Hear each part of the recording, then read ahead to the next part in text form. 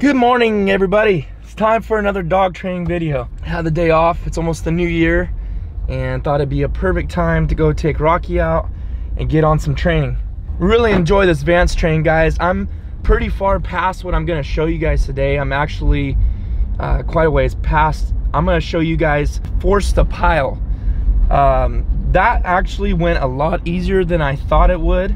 I really didn't think I was going to have that easy a time with it. Or Rocky, I should say. I thought it was gonna kind of be up there with force fetch. You know, force fetch was really tough and it just took time. I shouldn't say it was really tough. It just took patience and time. And after several days of it, I was just kind of like, you know, we got through it. As you just stay consistent, guys. That's one thing about training a dog I've realized is if you just stay consistent, stay patient, and just keep doing it, it's gonna turn out, you know. It's just sometimes you wonder like, man, I'm not a professional. I've never done this before. Am I even doing it right? But there's a lot of good materials out there that you guys can look at. Like I've told you guys 100 times, you know, everybody gets on there and says a way to do it, and that's fine. I don't mind those comments at all. But like I've said, that people that haven't been following along with this, that just kind of randomly see like one of these videos, I'm not a professional. I don't claim to be, but I am copying Chris Aiken's methods. So, you know, some of these things that people say it's the only way to do it, it's not the only way to do it. There's multiple ways. So don't get discouraged, you know, thinking, well, I need to do this way, this way, and that way. I think you're just going to cause yourself more confusion. The dog can still learn, I'm sure, but for myself, I'm not going to bounce around. There's tips you can take from other people. Maybe if you're stumped on something. I've kind of went over to I've looked at Bill Hillman, super guy. Look him up on YouTube. That guy is the coolest guy. He's super laid back, and you just tell he just loves dog training, and he's been doing it for a long time. There's also Lone Duck Outfitters. He's on YouTube. He don't have quite as many videos, but he's a trainer, a younger guy. He's cool too. He's actually the one that pointed me to Chris Aiken, so big shout out to him. Oh man, look at that. That big old honkers. But guys, there's also Freddie King. I like him. I like his methods too. I really enjoy his videos too and the way he works with dogs. So anyways, you can get tips. I'm just throwing those names out there so you guys can look around and see other people and what's going on. I think why people like watching these is because, I'm just assuming, correct me if I'm wrong, comment below why you guys really even watch these. I mean, this is kind of started out as a documented thing for my own self, like a vlog for myself to reference back to. But I think the reason you guys probably like these is because you know that I'm not a trainer, you know that I've never done this before, and you've seen Rocky since he was 6.5 weeks old, from the very beginning. So it's kind of cool to see the process. So, and that anybody can do this, guys, anybody.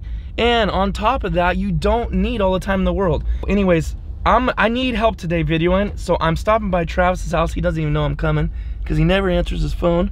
And yep, he is in his garage mounting duck. Guys, if you want a great taxidermist for your birds, that man right there is the man. Grasslands Taxidermy, California. He doesn't even know why I'm here, so. I need a videographer. My phone is dead or in a door. I've been calling you all morning. My since like dead. 7. Really? Can you go for like 20 minutes and yeah, help me do a video? What are you doing here, by the way? This is my high-tech sink. Since I've had a sink for 2 years and I never put it together, I'm washing a pintail. Put some stuff called iron out on there to get all the rust off of it, make it nice and white. A lot of birds here in California have some kind of mineral. I like to get them nice and white. He's actually mounting Thompson's bird, right? Yeah. Yeah, so let me show you just real quick before. I know this isn't normal part of the dog training videos, but let me show you his work. As I know if you're watching this, you're using a duck dog, gun dog, you also duck hunt. So let me show you just some of his work before we head out to the training grounds. It's like one of my favorite mounts he's done on a pintail. And also, if you guys want, you can check out, click on this link. It'll show you the taxidermy work too, but that's an awesome bird too. I'm gonna let Travis get it ready. I usually can do it, self-film it myself, but this time I kind of need someone. And we're usually only out there, guys, like I've told you, like 10 or 15 minutes. Anyways, let's get going.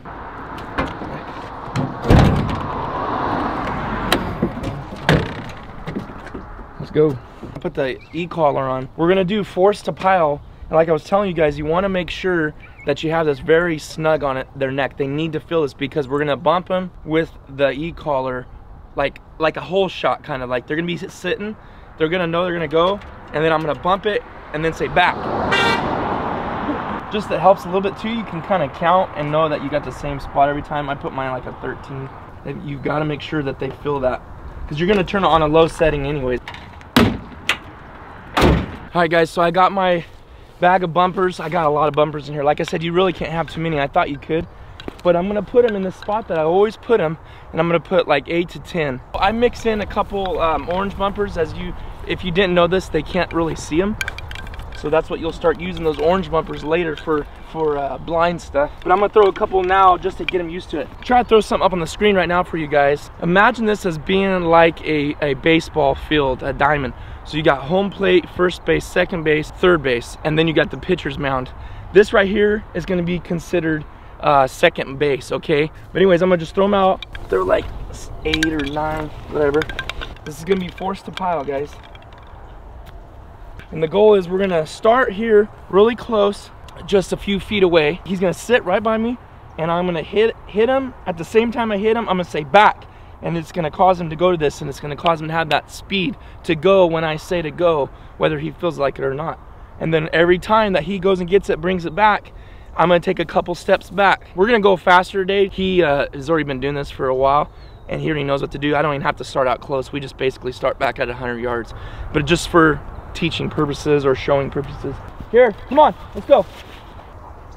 Back. And I'm gonna back up. Touch it up.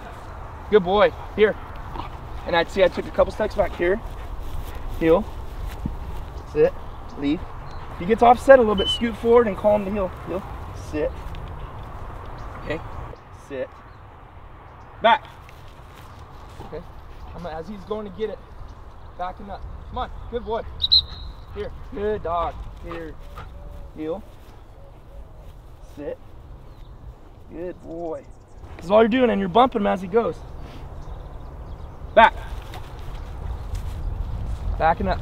I'm gonna do it. I'm back up quick, guys. Good boy. Here. Here. Good dog. Good boy. You. Sit. Good. All right. Back. Good boy. Good dog. Here. Here. Heel. Sit. Good boy. Good boy. See? Back. Good boy. And see what happened. He's gonna have a point to where he might get confused and come back. I'll show you that. I'll keep going. Good boy. Here. Good dog. Good dog. Heel. Stay straight in line, guys, if you can. Sit. Touch it up. Touch it up. Heel. Sit. Good boy. Back. No, see, there's a perfect example. Here. They do that. Scoot forward a few steps. Get them back position. Sit. Sit. Back. And send them again, and that's usually what will happen. Good boy. All right, though, so I don't know, we're probably back to, I don't even know, 50, 60 yards. So that's the force to pile, guys. If they do that, if he runs out there like that, gets totally confused, and's like, what am I doing? Take like 3-4 steps forward, get him back into position, heel, sit, back, and send him. And almost every time, I've never seen where he gets confused twice in a row. So anyways, that's force to pile. There's really honestly not a lot more to that. I moved back really fast because we've been doing this for a while. When you first start, you may only get like 30 yards away and they do that and they kind of get confused. You just do what I said. You just take a couple steps forward, reposition, send them again, and they'll do it. So anyway, like I said, you're just bumping them as you send them right before, like a hole shot, okay? All right, guys, we're gonna wrap it up there. My battery died out when we were out there training. So that's all I'm gonna show today. We got a lot more stuff coming up and stuff he's already working on. Guys, just stay tuned. Don't forget to check out our duck hunting videos if you haven't, and all the dog training and how Rocky's been doing out in the actual field. This is one thing to train him out here, out on the practice grounds, you know, but in the field, with ducks in the real scenarios, he's been really doing great. He's actually surprised me more because of just that natural instinct he has and the good blood that he has. So I'm really proud of him. Done really good this duck season. So stay tuned, watch those if you want to see Rocky in real action for the duck hunting, and we'll see you guys on the next one.